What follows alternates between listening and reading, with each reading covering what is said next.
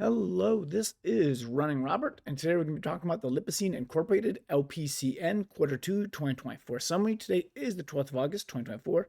The quarterly report came out late last week, so we're going to be diving into it, looking at the bullish and the bearish parts of it. I generally follow small cap pharma. I do some games. I do a little bit of everything. So if you like what I'm doing, hey, please like and subscribe. It helps a lot, and thank you. Disclaimer is I do not currently own any stocks or options. I am looking. This is something I would be looking for an investment at the right price. I'm an amateur investor, and any advice given should be followed up by own due diligence.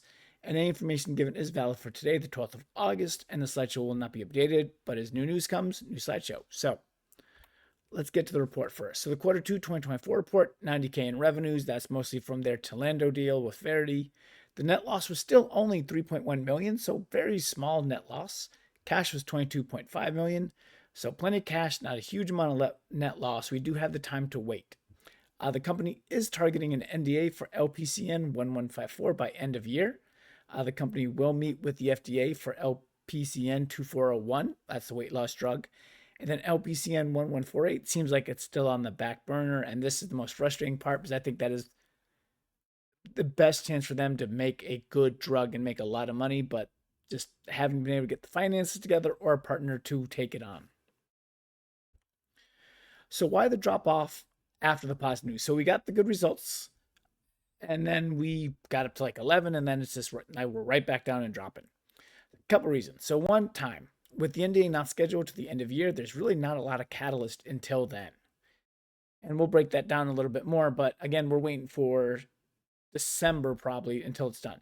The company could also be actively using an ATM. So this is something that small pharma companies do, is that they will just sell shares in the market. Sometimes it works out well for them that it can sell a lot more shares and not drop the price. Sometimes it doesn't. Could be happening, could be not happening. We will pretty much know at the end of the third quarter report if they did this or not. So if we make the assumption that is not filed until December 2024, because they said late, we can actually get a timeline of events. So in 2025, January, the FDA will accept it and either set a 6 or 10-month review window. We'll talk about that in the next slide. So approval would be between June and October. And then kind of to just put everything else more in perspective, at the same time, the sales of zuranolone, which is a new drug by Sage and Biogen that is out in the market, has not been positive, which we could make the assumption that the market is not as big as we thought. So, and I mean, Biogen's the main marketing partner. They are a large company, so if they cannot get something off the ground, we have to ask, is there a market for it? So companies started going to file the NDA by the end of the year. So can they get a priority review? So there's kind of two factors, and we're looking right in the middle of this. This is right from the website. So one, it treats a serious condition, which PPD is. That's pretty simple. And provides significant improvements in safety or effectiveness. So this is where it's going to get murky. So obviously, the data's been good. It is a oral medication, not an IV medication, which is super nice when you're in a hospital setting, that you do not have to worry about, giving extra drugs and extra IVs and stuff like that. Makes it a lot simpler.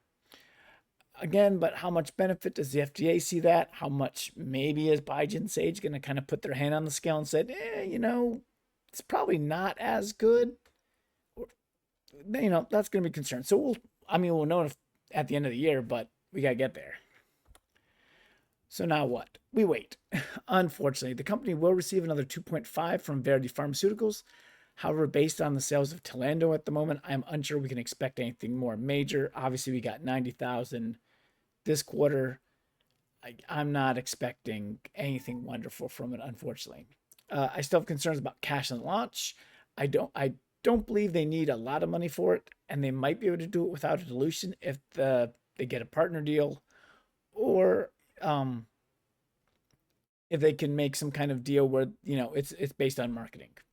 So I don't believe there's going to be any significant movement on their other drugs, i.e. no new trials, no new data. They will meet with the FDA for LPCN 2401, but I don't believe anything new is going to happen with it this year. Like they might meet with them and they might tell them to go forward, but I don't see any path of starting another trial for that drug until next year.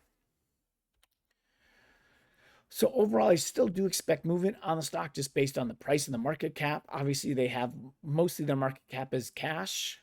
Obviously, if we see stuff turn differently, we're going to make a lot of money. If it stays kind of like it is, we're probably going to go down. There's still a couple things that we can get an idea where the company's heading. One is zuranolone sales. So Biogen in the third quarter and fourth quarter picks up those sales.